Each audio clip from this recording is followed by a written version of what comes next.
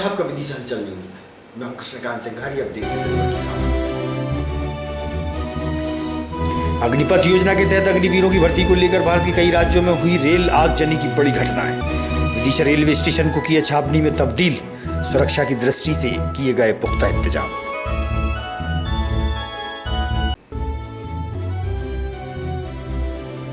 मुक्तिधाम पर मनमोहन दीक्षित का हुआ था विधि विधान से अंतिम संस्कार।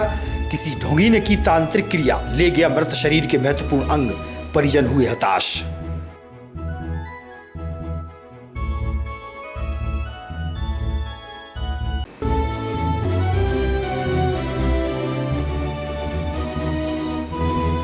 जिला मुख्यालय पर हुए नगरीय निकाय चुनाव के नामांकन फार्म जमा। जिला निर्वाचन अधिकारी की उपस्थिति में हो रही है स्क्रूटनी। अब खबर विस्तार से। अग्निपथ योजना के तहत अग्निवीरों की भर्ती को लेकर भारत के कई राज्यों में बवाल मचा हुआ है। कई जगहों पर पथराव और आगजनी की घटना से करोड़ों रुपए का नुकसान रेलवे को भी हुआ है। आज भारत बंद का आह्वान किया गया था। उसी के दृष्टिगत विदिशा रेलवे स्टेशन की सुरक्षा के मद्देनजर जिला प्रशासन व रेल प्रशासन द्वारा पुख्ता इंतजाम किए गए थे। जीआरपी थाना प्रभारी द्वारा दी गई जानकारी।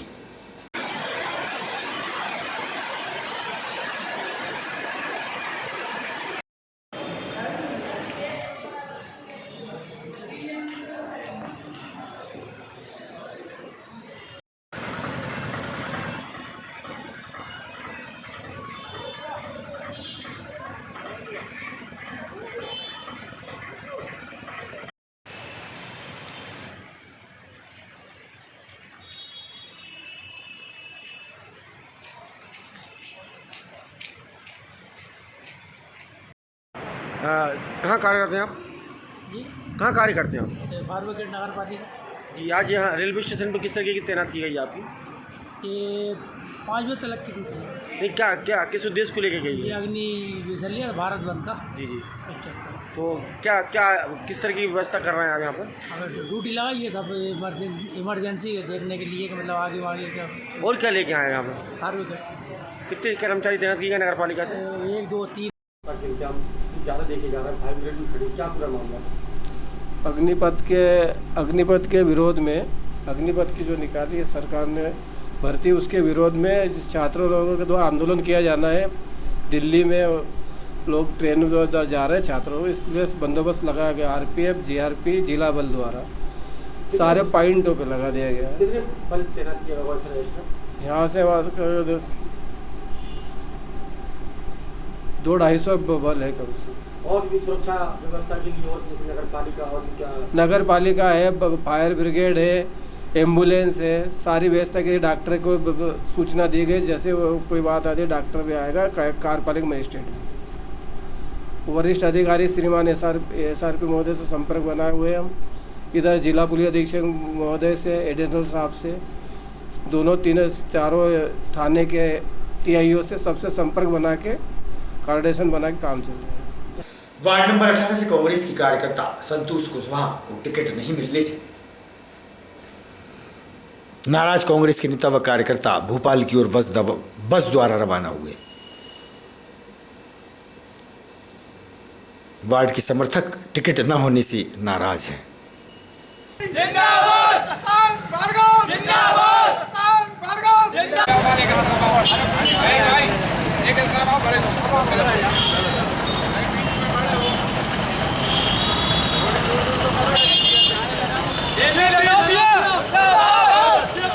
अरे बहुत थोड़ा सा तो पास बोलो तो पूरा।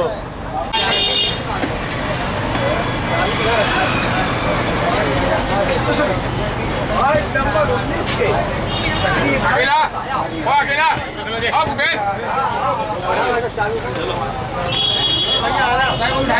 उनकी बात माने, उस पर निर्णय करें। अभी भी समय है, नहीं तो इसका खामियाजा यहाँ की लोकल राजनीति में बहुत इफेक्ट पड़ेगा। वार्ड नंबर 18 का प्रभाव आसपास के वार्ड में भी यहाँ के लोग कांग्रेस कार्यकर्ताओं का पड़ता है। मेहनत करते हैं, 19 लगा हुआ है, इसमें जिताने का काम करते हैं। 17 है, 17 में काम करते हैं। वार्ड नंबर 18 का प्रभाव आसपास के क्षेत्र में पड़ता है। ये टीम बहुत मजबूत टीम यहाँ संतोष कुशवाहा जी के साथ खड़ी है। इसका भी ध्यान ऊपर के नेताओं को रखना है। क्या समस्या आ गई? भाई हमारे वार्ड से हमने सब वरिष्ठ लोगों ने संतोष कुशवाहा का नाम प्रस्तावित किया था, जो कि आखिरी तक उसका नाम रहा। भोपाल में बैठे कुछ नेता लोगों ने आखिरी टाइम पर संतोष कुशवाहा का टिकट काट दिया गया। इससे हम लोग सभी लोग नाराज हैं और आज हम कमलनाथ जी से निवेदन करने जा रहे हैं और सारे वार्डवासी भी नाराज हैं। कमलनाथ जी इस पर ध्यान दें और संतोष कुशवाहा को टिकट फाइनल करें। सहजन मुनगा की फली के दाम इन दिनों 160 रुपये किलो है। महंगी सब्जी होने से विक्रेता से हुई चर्चा तो उन्होंने कहा कि इससे बढ़िया तो काजू बादाम और किशमिश के भाव ठीक है।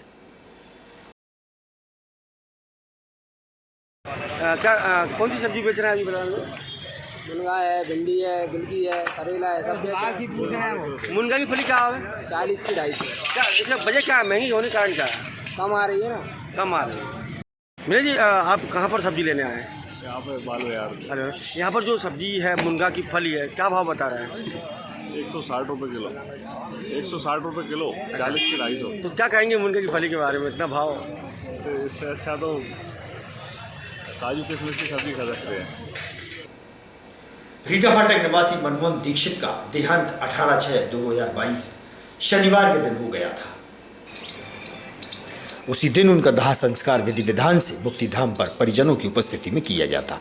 हिंदू रीति रिवाज के अनुसार रविवार के दिन खारी नहीं उठाई जाती, तो मृतक के परिजन सोमवार को मुक्तिधाम पहुंचे, जहां उन्होंने देखा तो हतप्रभ हो गए। उनके दाह संस्कार के बाद उनकी खोपड़ी और अन्य महत्वपूर्ण अंग गायब थे। तांत्रिक क्रिया कर उनके मृत शरीर के साथ छेड़खानी कर अंगों को ले गए। परिजनों में हताशा और निराशा का माहौल व्याप्त हो जाने से उनका दर्द और भी बढ़ गया। मौके पर सिटी कोतवाली पुलिस के जवान पहुंचे, जिनके द्वारा खोजबीन जारी है।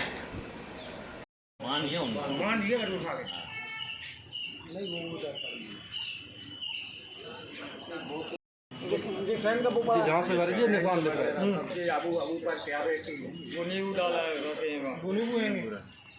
अगरबत्ती लगाएंगे इधर।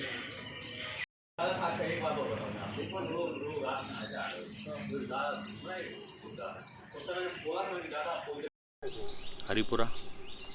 क्या आपके परिवार से? मेरे चाचा जी। क्या नाम था? श्री मनमोहन दीक्षित। तो क्या हुआ? शनिवार को हमने दाग दिया था, आज उठावना था। हम लोग परिवारजन सब उठावना करने आए। यहाँ देखा कि कुछ तांत्रिक विद्या कर ली गई है। खोपड़ी वगैरह जो है सब राख माख उठा के ले गए वहाँ से। नींबू पड़े हुए हैं और कुछ सूतली है, लोहे का दिया भी है और तांत्रिक विद्या करके सब उसका पूरा मतलब राख वगैरह जितनी थी तो ऊपर की खोपड़ी हड्डी मड्डी ये सब ले गए। उनकी उम्र थी 62 के समथिंग। क्या करते हैं? कुछ नहीं, वो घर पर ही रहे थे, बीमार थे। वो बीमार थे, उन्हें कैंसर था। क्या लग रहा है इसमें अभी आज यहाँ पे जो आप लेने आए तो उठावना करने के? मुझे ये लग रहा है कि इसका जो भी जिम्मेदार है, इधर CCTV कैमरे भी लगे हुए हैं, इसकी छानबीन की जाए और जो यहाँ जिसकी ड्यूटी रहती है वो आदमी उसके से भी पूछताछ करके उससे भी किया जाए। हो सकता है ये लोग मिलजुल कर साँठ गांठ करके इधर ये पैसे से लेके कुछ तांत्रिक विद्या करवाते हों।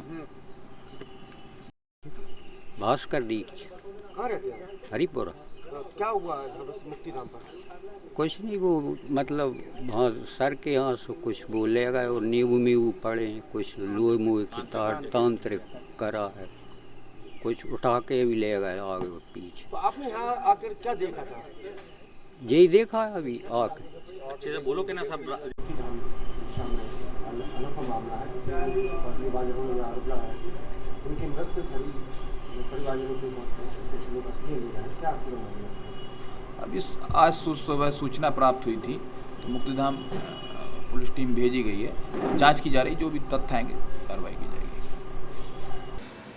नगरीय निकाय चुनाव में जमा हुए प्रत्याशियों के नामांकन फार्म की स्क्रूटनी की जा रही है। जिला मुख्यालय पर कलेक्टर उमाशंकर भार्गव, ADM व रिटर्निंग ऑफिसर सहित चुनाव अधिकारी मौजूद रहे।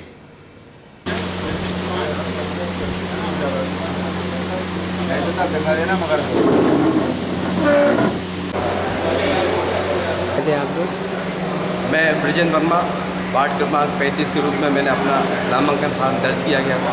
नामांकन फार्म दर्ज करने के बाद शासन के द्वारा स्क्रूटनी की जाती है। उस स्क्रूटनी में हमें बुलाया गया था। उस स्क्रूटनी में हमारे फार्म को पूर्ण रूप से सत्य पाया गया। हम सत्यता के बाद हम समस्त मतदाताओं से अपील करते हैं कि मुझे वार्ड क्रमांक 35 के रूप में मत प्रदान कर हमें आशीर्वाद प्रदान करने की कष्ट करें। धन्यवाद। क्या नाम है आपका? कहाँ से? मैं ओम प्रकाश शर्मा, पूरा निवासी, वार्ड नंबर 37 से। मैंने पार्षद पद हेतु नामांकन दाखिल किया था, जो कि आज जांच के उपरांत सही पाया गया और मेरा फार्म दिया गया। अब मैं वार्डवासियों से अपील करता हूँ कि एक बार मुझे सेवा करने का बस मौका प्रदान करें। नमस्कार, मैं मतलब वार्ड नंबर 7 से सुमन विनोद राजपूत के नाम से चुनाव लड़ रहा हूँ। कांग्रेस पार्टी के रूप में मैंने फार्म जमा किया था, लेकिन पार्टी बिकाऊ है। कमलनाथ जी सर्वे करके चले गए, इसलिए मैं निर्दलीय प्रत्याशी के रूप में चुनाव लड़ रहा हूँ। सभी समाज जन बंधुओं से, नगरवासियों से निवेदन है कि वार्ड काम के लिए आए थे आप लोग? हमें आज वार्ड 36 से हम लोगों ने फार्म डाला था। मेरी पत्नी का नाम तो आज यहाँ शासन द्वारा स्क्रूटनी रखी गई थी, तो इस बाबत हमें यहाँ बुलाया गया था। कोई डॉक्यूमेंट चेक होना थे, तो कोई कमी हो या वो हो तो उसको पूरी करने के लिए। बाकी हमारा फार्म अब स्वीकृत कर लिया गया है, उसमें किसी प्रकार कोई त्रुटि नहीं निकली है। अब सभी मतदाताओं से ही निवेदन है कि हमारे उम्मीदवार को भारी से भारी अपना आशीर्वाद देके और पूर्ण रूप से विजयी बने। श्रावण मास में धर्म प्रेमियों द्वारा प्रत्येक वर्ष की तरह इस वर्ष भी 14 जुलाई से 20 जुलाई तक पार्थिव शिवलिंग का निर्माण किया जाएगा। वहीं अभिषेक भी होगा। शिवपुराण शिव कथा आयोजक समिति की बैठक संपन्न हुई। पार्थिव शिवलिंग निर्माण लगातार 7 दिन तक चलेगा और धर्म प्रेमी उपस्थित रहेंगे। उसे हम और आप सभी नगरवासी नगर में सुंदर पार्थिवेश्वर शिवलिंग निर्माण का कार्य श्रावण के महीने में करते आए। ये 8वां आयोजन भगवान की कृपा से और आप सब लोगों की सहयोग से 14 तारीख से 20 तारीख तक होना है। जुलाई में श्रावण प्रारंभ होगा 14 को। भगवान का यह कार्य निरंतर चलता रहे और अभी तक के जितने 7 आयोजन हुए हैं, तो महाप्रभु लक्ष्मी नारायण जी दंडोतिया जी के अध्यक्षता में संपन्नता को प्राप्त हुए हैं और बड़ी भव्यता के साथ हुए हैं। इस आयोजन की कलश यात्रा के विषय में हमारे मनोज जी। माननीय जन, जैसा कि शास्त्री जी ने बताया कि 14 तारीख को जो है कलश यात्रा निकाली जाएगी। राधा रमण मंदिर से लेके मुख्य मार्ग से होते हुए इस गार्डन में जो है प्रस्थापित होगी। तो उसके बारे में सभी महिलाओं को अपने लिए आमंत्रित करना पड़ेगा, उनको कलश दिलवाना पड़ेगा। तो एक ड्रेस कोड जो है उनको तय करना पड़ेगा कि उसी ड्रेस कोड में जो है वो अपनी कलश यात्रा में शामिल हो, पुरुष भी शामिल हों और लोग भी शामिल हों, और ढोल धमाके के साथ वो कलश यात्रा अपनी निकलना चाहिए, क्योंकि पहला आयोजन वही होगा। तो वो यदि अपना आयोजन अच्छा रहा तो पूरा अपना आयोजन सफल रहेगा।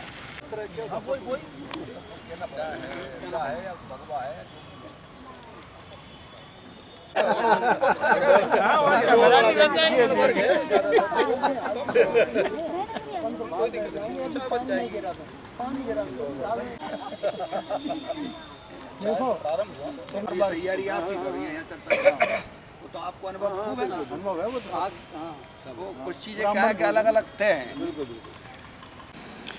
पुराना जिला अस्पताल नगर पालिका परिषद के प्रांगण में पुराने 2 वृक्ष बारिश के चलते धराशायी होकर गिर पड़े। कोई जनहानि नहीं हुई है। 2 मोटरसाइकिल पर गिरे दोनों वृक्ष, जबकि पास में ही चाय की दुकान भी थी।